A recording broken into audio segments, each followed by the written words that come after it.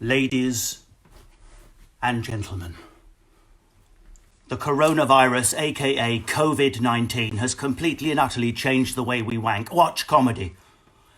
And so tonight, we'll be trying something a little bit different. Just a trial at first. A Kaneing live from the Hackney, from the cliffs, from my bedroom. Ladies and gentlemen, please welcome to the stage. There will be no applause. The one, the only, Russell Kane. Ladies and gentlemen, good evening. This is a sign of the times. This is how we're going to be doing from now on. We are going to be, if I go live anywhere, it's not going to be on the stage so you can breathe pure COVID juice on each other. It's going to be right here in my beddy weddy. Now, how's everyone doing? It looks like the news is about to change any day now. Could we be fully locked down? And why? Why are we being fully locked down? Wasn't necessary. If only the second disease. This is the thing people didn't realise was we thought it's just COVID-19. COVID-19 is as bad as it can get. It turns out there is a much, much more virulent strain. It's already mutated and some people are catching the additional disease. Bellend disease.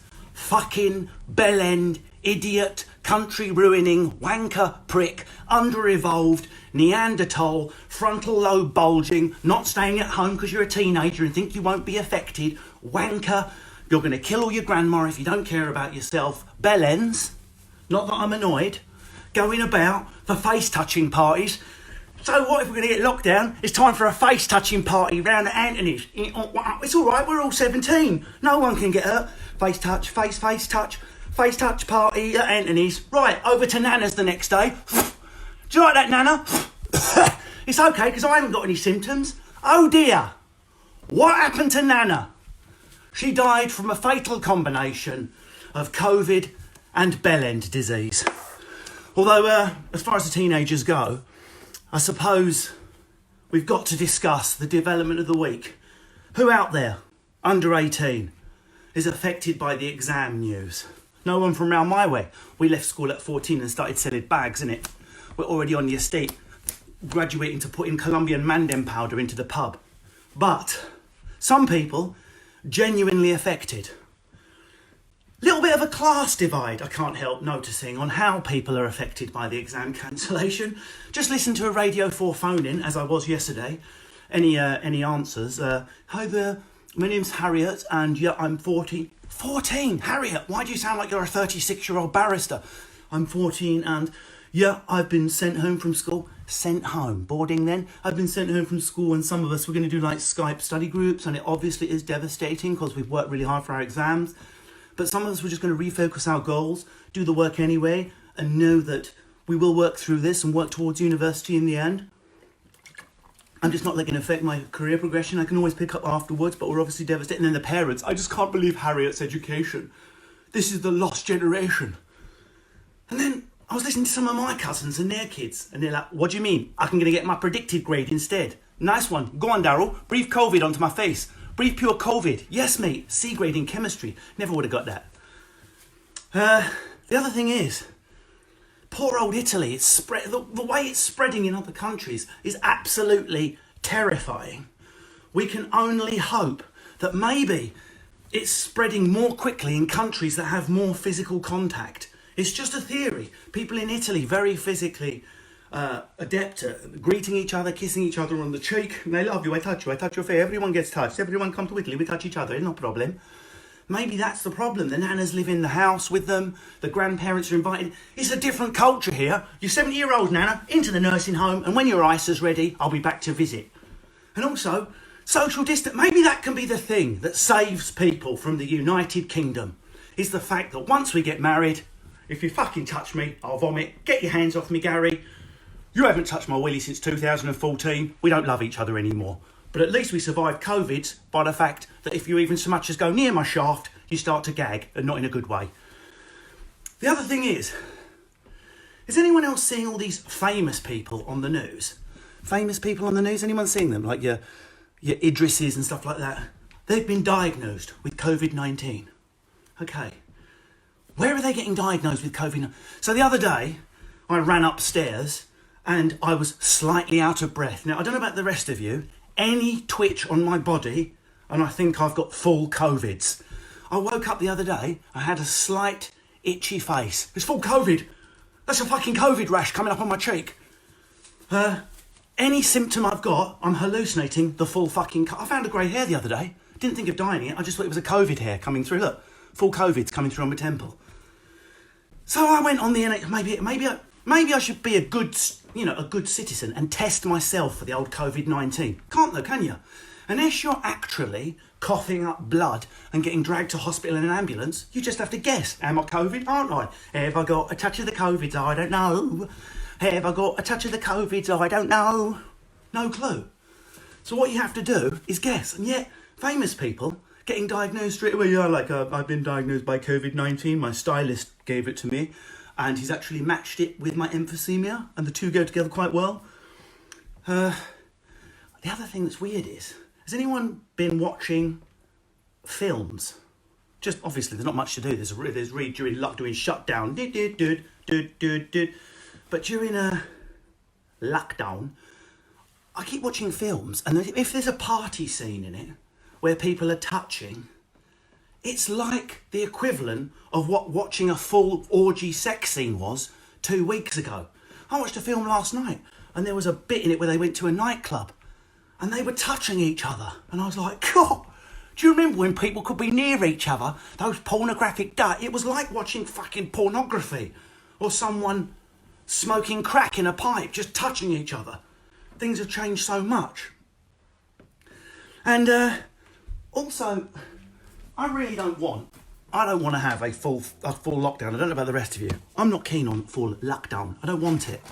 But it's going to happen because people's behaviours are so idiotic. Don't gather in large groups. It's quite simple. And yet, just have a look out your window. Cars queuing to go to the seaside. What kind of bellend that can't even spell GCSE? Is it spelled G...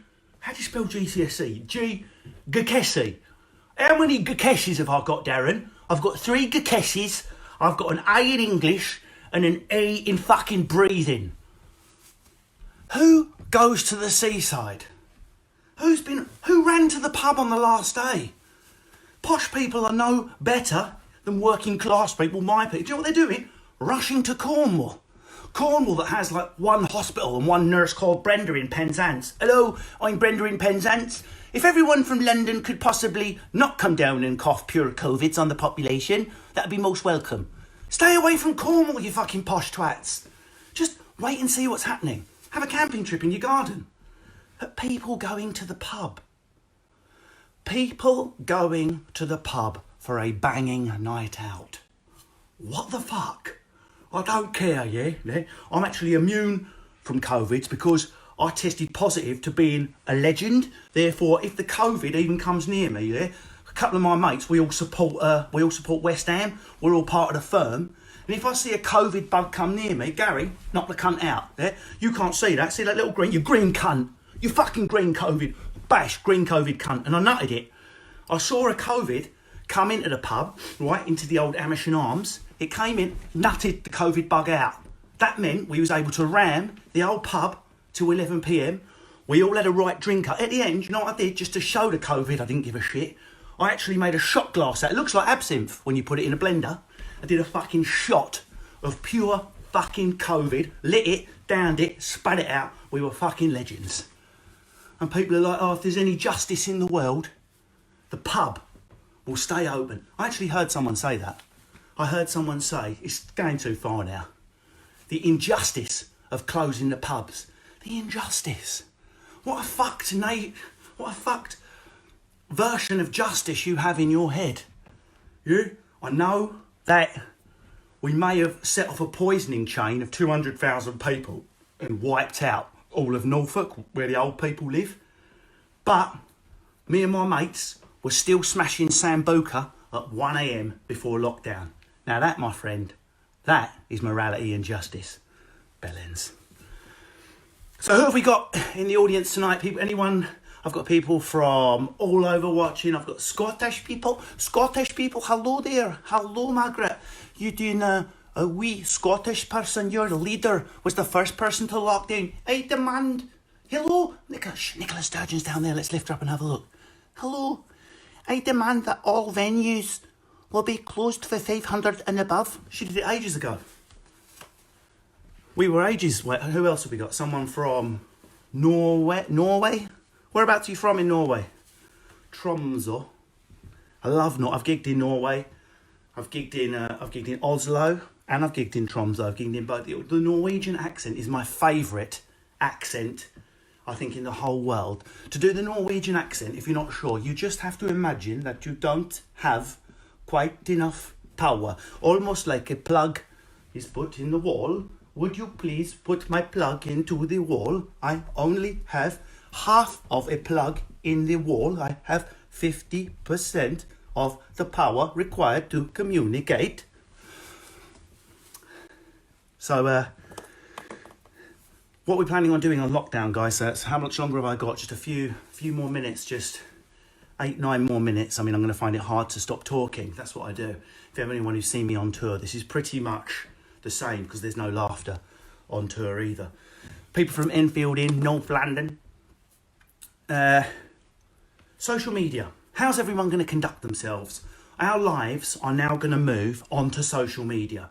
So it's even more important that our behaviour on social media is full of integrity and morality and free of bell-end attention seeking for the wrong reason. Ken, nothing wrong with getting people's attention. Hello, it's my career model. Please look at me, then I pay my mortgage. Please look at me, I pay my mortgage. Yeah, fine. Fine asking for attention for the right reason. Particularly you men. Any men, we're going to be locked up on our own. Men and their mental health. We find it hard to offer each other help. Ask for help, guys. But ask for it in an open, honest way. I'm feeling down. I need assistance. Men are pretty shit. Gary's got depression. Put him in the bushes. I don't want to watch it. You've lost your deposit for Falaraki last year, Gary. Sort your head out. So we need to get better, gentlemen. Girls, if you want attention, if you feel ugly, if you want someone to tell you you're beautiful, just say it. Send it to your WhatsApp group. Oh my God, girls, I feel ugly today. Will someone please tell me that I'm not? Do you know what will happen? No one will judge you. The girls will go, oh my God, Debbie's having a bad day. Prosecco ambulance, Debbie's house, now. Hooray, there's a dildo made of jelly.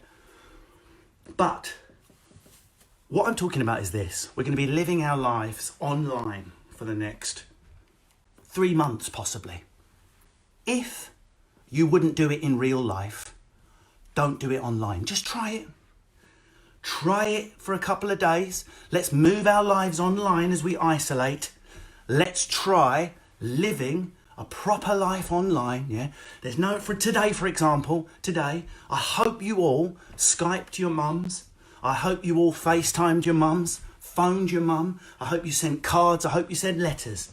But how many people displayed their love for an elderly relative online who couldn't even see it? That makes you a fucking dickhead. Some people were displaying their love for dead people to strangers. Why? You've never met me before, but today's my dead grandma's birthday. So I just wanted to say, happy birthday, dead grandma. Why? Why? Milking your dead grandma for likes. Yeah? Sick fucker. And also, anything you're doing that's nice, make sure you're doing it for the right reason.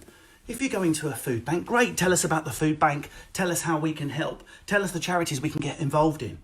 But are you secretly doing it because you want to do a weird fucking pouty selfie and get a bit of attention? Ask yourself the question.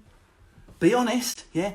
Oh my God, I'm just self-isolating today. It's just so hard at the moment. I just thought I'd do a few pictures to let people know how hard it is to self-isolate. Why are you posing then? Yeah, I'm self-isolating today, and today I'm really struggling. In a bikini, for no reason. Oh my God, I'm self-isolating. Oh no, my flaps come out. Oh, my flaps come out. Don't look. Zoom in on my flaps. Oh no, stop looking at my vag. Stop looking at my flap. I better put a cartoon dog face on. Please don't look at my vag. Please don't look at my vag. Cartoon dog face. Genitals out on the internet. Crying for attention. Sort your fucking life out. One last thing and then I better go.